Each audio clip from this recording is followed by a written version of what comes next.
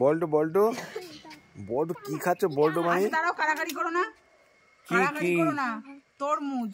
আরে তো তরমুজ কিরম করে পাটা কেন? বল্টু বানি খেতে এত ভালোবাসে, দেখো না কাড়াকাড়ি করছে। আরে তুমি তরমুজ ভেঙে ফেলেছো নাকি? হ্যাঁ, আর সব বলো না, হাত থেকে পড়ে সব ফেটে চুড়ে চৌচির হয়ে গেছে।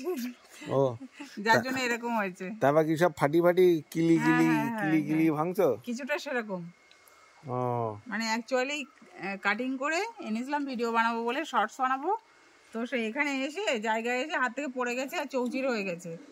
বল্টু বানি খাওয়া স্টার্ট করে দিয়েছে। একটা কিলমে এসে সব তরমুজ আলাদা আলাদা হয়ে গেছে। এটা তোমার জন্য, খেতে পারবে তো? কি ওকে দিদি তোমাকে দিয়েছি, ওকে ওটা দিয়েছি।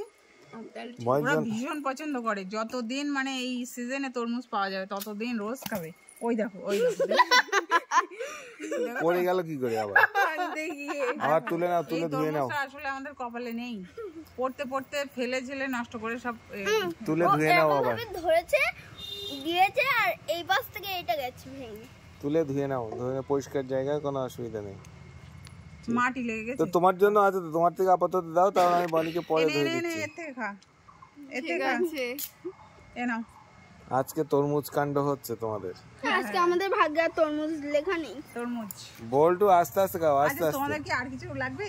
না, ওরা তরমুজেই খুশি, তরমুজ পেয়ে ওরা ভীষণ হ্যাপি, খেয়ে পুরো পেট ভর্তি করে ফেলেছে। ওকে, তো খেয়ে নাও তরমুজ। ঠিক আছে।